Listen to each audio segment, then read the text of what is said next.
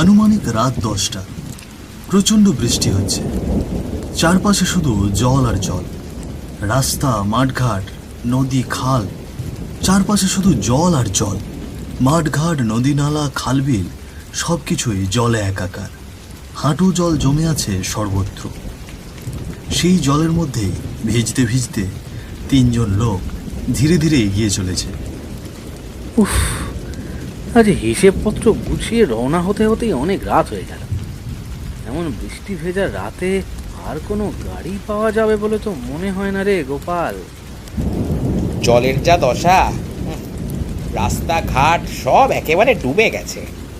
এমন ঝমঝমে বৃষ্টিতে কে আর গাড়ি নিয়ে নামবে বল? হ্যাঁ রে, বড়ই চিন্তার বিষয়।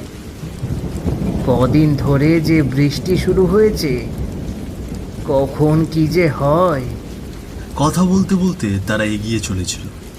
আকাশ হু হু করে ডাকছে। দূর থেকে ভেসে আসছে শিয়ালের ডাক। হঠাৎ গোপালের চোখে পড়ে অল্প দূরে একজন লোক ভ্যান চালিয়ে ঠিক তাদের দিকে এগিয়ে আসছে। আরে, এই সামনে একটু ভালো করে তাকিয়ে দেখ তো। মনে হচ্ছে না মাধব কাকা আমাদের দিকেই ভ্যান নিয়ে আসছে? হ্যাঁ রে, ঠিক বলেছিস, ও তো মাধব কাকাই। চল, দেরি না করে তাড়াতাড়ি যাই। 3 জনেই তাড়াতাড়ি হাঁটতে শুরু করলো। এরই মধ্যে মাধব কাকা ভ্যান চালিয়ে তাদের সামনে এসে হাজির হলেন। মাধব এই গ্রামেরই একজন পুরনো ভ্যান চালক। তার পরনে সাদামাটা ধুতি আর ফতুয়া, কাঁধে গামছা। বয়স আনুমানিক 45 থেকে 50। কি গো মাধব কাকা, আরে এত রাতে ভ্যান নিয়ে কোথায় চললে? আর বলিস না রে, একটা মাল ডেলিভারি দিতে গিয়েছিলাম। মালিকের বাড়িতে গিয়ে টাকা পয়সা বুঝে নিতে একটু দেরি হয়ে গেল। তা তোরা এত রাতে এমন বৃষ্টির মধ্যে যে? আরে কাকা, সে আর বলতে, কাজ শেষ করে মহাজনের কাছে হিসেব বুঝিয়ে টাকা নিতে গিয়ে এমন দেরি হয়ে গেল যে কি বলবো। তবে তোমার সঙ্গে দেখা হয়ে ভালোই হলো, একসাথেই যাওয়া যাবে। চলো, এই বৃষ্টি আর জল ভেজা রাস্তায় আর দাঁড়িয়ে থাকা যাচ্ছে না। এই ব্যাপার, তোরা তাহলে কাজে গিয়েছিলি? কিন্তু বাবু, তোদের এই রাজমিস্ত্রির কাজ তো সাধারণত সন্ধ্যের আগেই মিটে যায়, তাও আবার টাকা নিতে গিয়ে এত দেরি। যাক যাক, যা আবার হয়ে গেছে। চল 3 জনে উঠে পড় দেখি। 3 জন ভ্যানে উঠে বসে পড়ল। মাধব কাকা ধীরে ধীরে জলের ভেতর দিয়ে ভ্যান টেনে নিয়ে চলল। রঘু একজন রাজমিস্ত্রি, আর গোপাল ও কাঞ্চন তার সহকারী। তারা প্রতিদিনই একসঙ্গেই কাজে যায়। আজও এক জায়গায় কাজ ছিল তাদের। কাজ শেষে মহাজনের কাছ থেকে হিসেব বুঝে টাকা নিতে গিয়ে এত দেরি হয়ে গেছে। ও কাকা, বলছি এই জঙ্গলের মধ্যে ভ্যান চালাতে নিশ্চয়ই অনেক কষ্ট হচ্ছে বলো? তা বাবু, কষ্ট তো হয়, তবে কি বলবো, আমার তো বর্ষা বাদল বলে কিছুই নেই। এই ভ্যান চালিয়ে তো সংসার চলে রে। চলতে চলতে হঠাৎ তাদের কানে এলো একটানা জলের শব্দ। চারপাশে ছড়িয়ে থাকা বন্যার জল রাস্তার এক পাশ থেকে আরেক পাশে গড়িয়ে পড়ছিল। আর সেই গড়ানোর শব্দই তৈরি হচ্ছিল মৃদু এক কলকলানি শান্ত শব্দ, কিন্তু গভীর রাতে শব্দটি স্পষ্ট শোনা যাচ্ছিল। কি গো কাকা, শুনতে পাচ্ছ কিছু? ভ্যানটা একটু থামাও তো, মনে হচ্ছে রাস্তার এক পাশ থেকে আর এক পাশে জল গড়িয়ে যাচ্ছে। বাসটা আবার ভেঙে গেল নাকি? মাধব কাকা ভ্যানটি থামিয়ে দিলেন। সবাই নেমে এগিয়ে গেল। রঘু তার হাতে থাকা টর্চ লাইটটি জ্বালিয়ে রাস্তার দিকে ভালো করে তাকাল। রাস্তাটির মাঝখানে একটা বড় গর্ত তৈরি হয়েছে। মাটি ফেটে গিয়েছে, আর সেই ফাটল বেয়ে রাস্তার এক পাশ থেকে আরেক পাশে জলের স্রোত গড়িয়ে যাচ্ছে।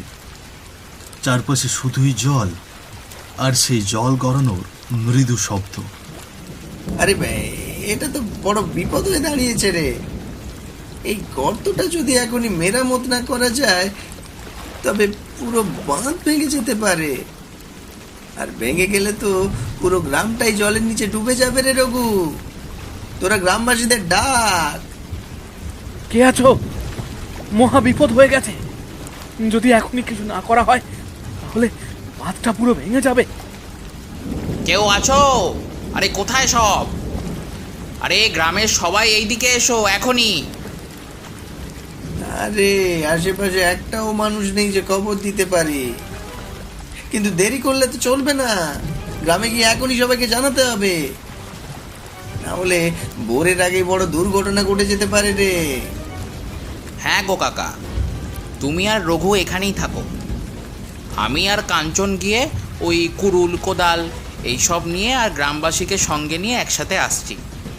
ঠিক আছে রে বাপু, আমরা ততক্ষণে আশপাশ থেকে মাটি এনে গর্তটা বন্ধ করার চেষ্টা করি। গোপাল আর কাঞ্চন গ্রাম মুখে রওনা হয়ে গেল। এদিকে মাধব আর রঘু হাতে টর্চ লাইট নিয়ে দাঁড়িয়ে রইল গর্তের পাশে। বৃষ্টির বেগ এতটাই বেড়ে গেছে যে চারপাশে রাস্তাঘাট আরো গভীর জলের নিচে তলিয়ে যাচ্ছে। ও কাকা, চলো জলদি, আশপাশ থেকে মাটি এনে ফেলতে হবে, নাহলে পরিস্থিতি আরো জটিল হয়ে পড়বে। হ্যাঁ হ্যাঁ বাপু, চল, দেরি করলে চলবে না। তারা দুজনেই মাটির সন্ধানে যায়। ঠিক সেই মুহূর্তে হঠাৎ দূরে কোথাও শিয়াল হুক্কা হওয়া চিৎকার করে উঠল। আর মাধব কাকা ও রঘু অনুভব করলো এই বুঝি তাদের পিছন দিয়ে কেউ ছুটে চলে গেল। তারা সঙ্গে সঙ্গে পিছন ফিরে তাকালো, কিন্তু না, সেখানে কেউ নেই। এ কি হলো? এমন লাগছে যেন কেউ আমাদের পিছন দিয়ে দৌড়ে ছুটে গেল। কাকা, কিছু বুঝতে পারলে? আরে আমারও ঠিক সেই রকমই মনে হলো, কিন্তু আশেপাশে তো কেউ নেই। তারা মনে কিছুটা আতঙ্ক নিয়ে সামনের দিকে এগোতে লাগলো।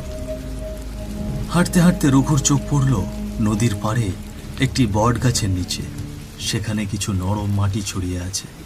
তারা সেদিকে যেতেই হঠাৎ কোথা থেকে যেন এক ভয়ঙ্কর হাসির আওয়াজ ভেসে এলো।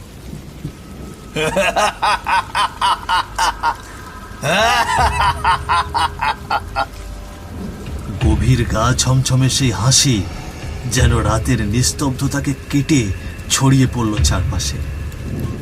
এ কি রঘু, এই আওয়াজটা কোথা থেকে আসছে রে? পুরো ভুতুড়ে কাণ্ড মনে হচ্ছে।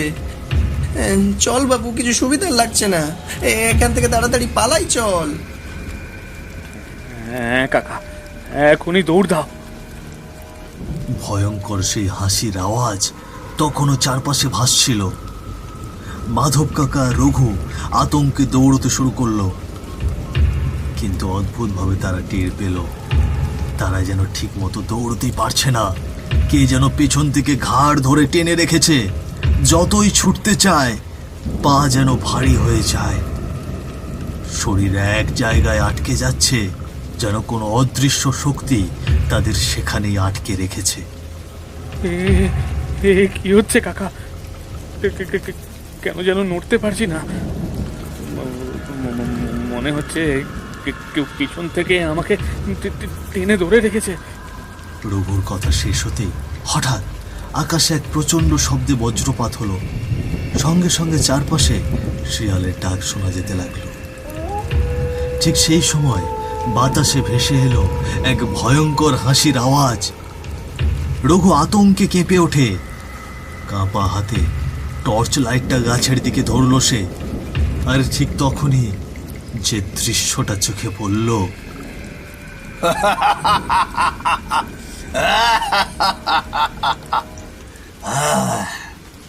সেই ভয়ালো হাসির মধ্য দিয়ে দেখা গেল বট গাছের উপর থেকে ধীরে ধীরে নিচে নামছে এক বিশাল আকৃতি দানব। তার গোটা শরীর অদ্ভুতভাবে কালো, চোখ দুটো জ্বলছে টকটকে লাল রঙে যেন আগুনের শিখা, মুখ ভর্তি তীক্ষ্ণ দাঁতের সারি। ও রে বাবা, এ যে ভূত! কাকা, কাকা এবার আমাদের আর রক্ষা নেই। রাম রাম রাম রাম রাম রাম রাম, ভগবান বাঁচাও, রাম রাম রাম রাম। রঘু, ভয় পাস না রে রঘু, আমি তোকে কিছু বলবো না। আমার তো চাই ওই মাধবকে, হ্যাঁ ওই মাধবকে।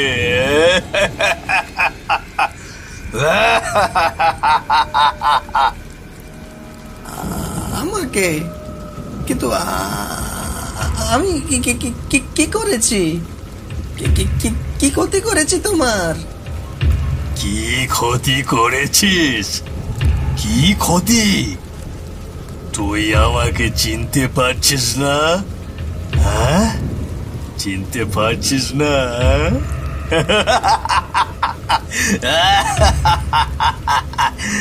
আমি মল্লিক, আমায় চিনতে পারছিস না? আমি মল্লিক, তোর জন্য আমার কোল শূন্য হয়ে গিয়েছিল, মনে নেই সেই দিন রাতের কথা? বাইরে তখন প্রবল ঝড় আর বৃষ্টি, আকাশে বিদ্যুৎ চমকাচ্ছে, মেঘ গর্জে উঠছে গুড়মুড় করে। গ্রামের সব ঘরেই আলো নিভে গেছে, চারপাশ অন্ধকারে ঢাকা। তবে গ্রামের একেবারে শেষ মাথায় একটি পুরনো বাড়িতে এখনো একটা লণ্ঠনের মৃদু আলো জ্বলছে। সেই বাড়ির একটি ঘরে চেয়ারে চুপচাপ বসে আছে মল্লিক, আর খাটে শুয়ে আছে তার 5 বছরের ছোট্ট মেয়েটি। জ্বরে কাহিল হয়ে গা পুড়ে যাচ্ছে মেয়েটার। বাবা, বাবা, আমার খুব কষ্ট হচ্ছে বাবা, আমার শরীরটা পুড়ে যাচ্ছে, আমি মনে হয় আর বাঁচবো না। না রে মা, এমন কথা বলিস না, তুই আমার একমাত্র সন্তান। তোকে পেতে আমি কত মানত করেছি, কত প্রার্থনা করেছি, তুই কিছুতেই আমাকে ছেড়ে যেতে পারিস না মা। তুই ভয় পাবি না, এখনই তোকে হাসপাতালে নিয়ে যাচ্ছি আমি, কিছু হতে দেব না তোর, তুই শুধু একটু ধৈর্য রাখ মা। পুরো ঘরটায় যেন নেমে এসেছে এক নিঃশব্দ শোকের ছায়া। ছোট্ট মেয়েটির যন্ত্রণায় ভেঙে পড়েছে মল্লিক, চোখ দিয়ে অঝরে গড়িয়ে পড়ছে জল। মল্লিক তার মেয়েকে বুকে জড়িয়ে নিল, ও হাতে ছাতা নিয়ে বাড়ির বাইরে বেরিয়ে পড়ল বৃষ্টি ভেজা অন্ধকারের পথে।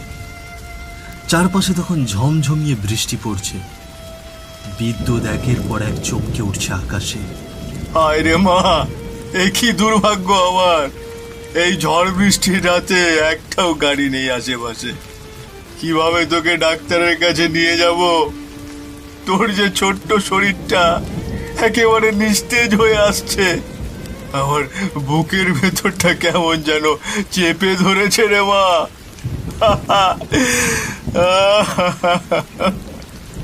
চারিদিকে তাকিয়ে মল্লিক বুঝলো একটিও গাড়ি নেই, নেই কোনো মানুষ।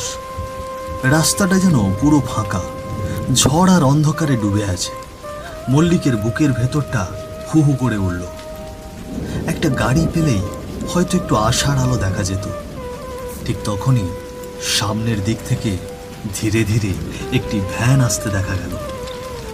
আরে ও মাধবদা, ভ্যানটা নিয়ে একটু এদিকে এসো না, তাড়াতাড়ি এসো।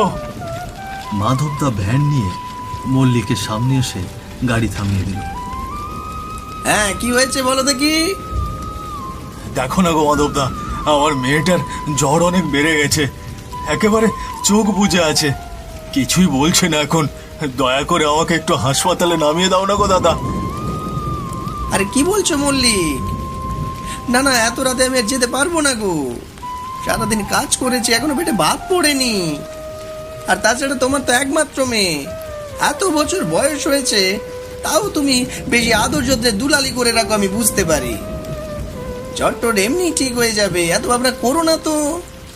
এমন বলো না গো দাদা, একটুখানি নিয়ে যাও না, মেয়েটার যে কিছু হলে আমি আর বাঁচবো না গো দাদা। বলছি তো আমি এখন যেতে পারবো না, ঝামেলা করো না তো, সরে দাঁড়াও দেখি, আমাকে যেতে দাও।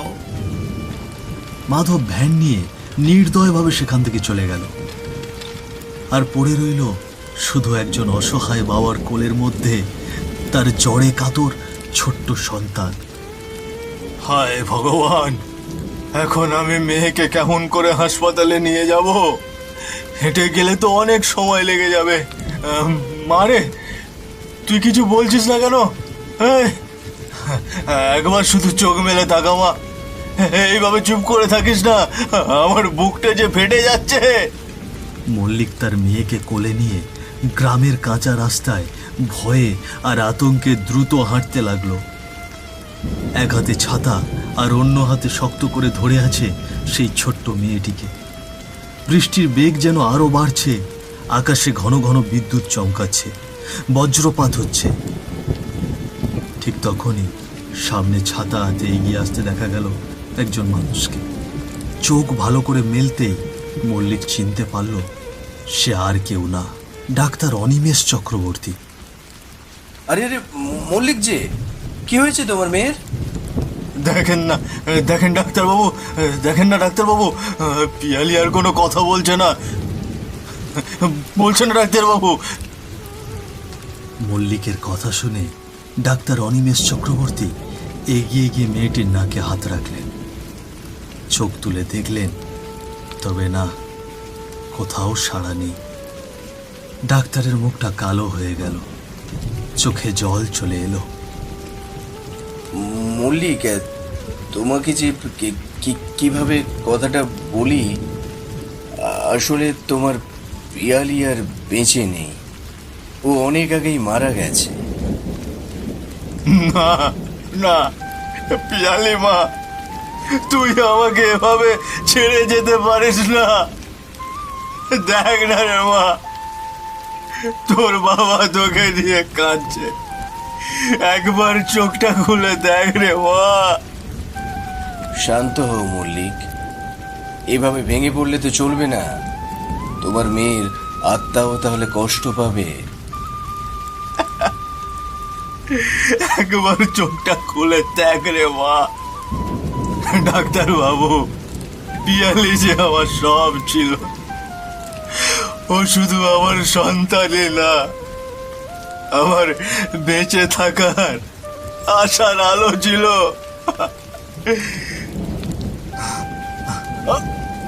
মল্লিক হঠাৎ বুকের ভেতর এক তীব্র যন্ত্রণা অনুভব করল। পরক্ষণে সে মাটিতে লুটিয়ে পড়ল আর তার হার্ট অ্যাটাক হলো। এক নিমেষে সব শেষ, একসাথে নিভে গেল দুটো জীবন। আর এইভাবে সেদিন রাতে আমি শুধু তোর জন্য আমার মেয়েকে হারিয়েছিলাম মাধব।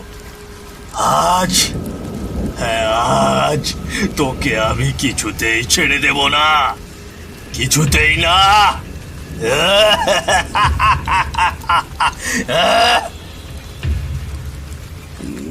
না না, আমাকে মাফ করে দাও,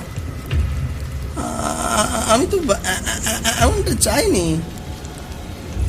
আমি ভেবেছিলাম যে সাধারণ জ্বর রাতের মধ্যে ঠিক হয়ে যাবে। আমাকে ছেড়ে দাও দাদা, কৃপা করে আমাকে ছেড়ে দাও। চুপ, একদম চুপ কর, একদম চুপ কর। সেদিন যদি তুই ঠিক সময়ে আমাদের হাসপাতালে পৌঁছে দিতিস, তাহলে আমার মেয়েটার জীবন যেত না, না আমার জীবন যেত। আজ তোর প্রাণ আমি নেবই, তারপর আমি এখান থেকে মুক্ত হব।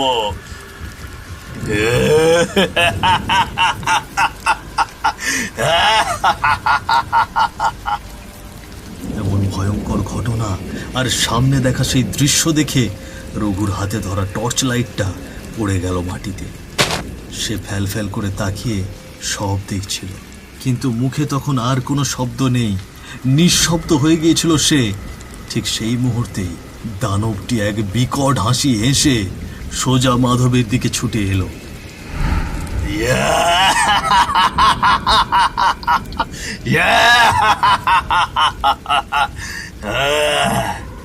না না, আমাকে মেরো না, বাঁচাও।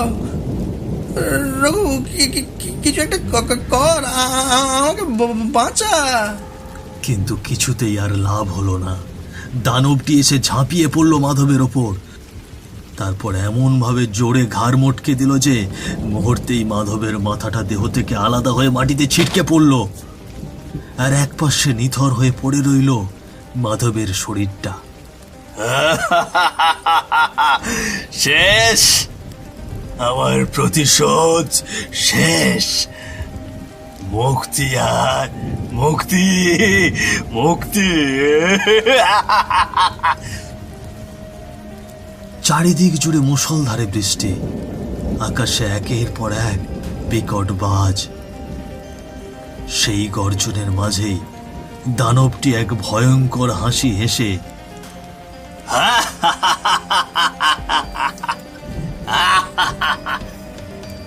ধোঁয়ার মতো মিলিয়ে গেল অন্ধকারে। সবকিছু আবার নিঃশব্দ, শুধু পড়ে রইল এক মৃতদেহ আর রঘুর আতঙ্কিত চোখ।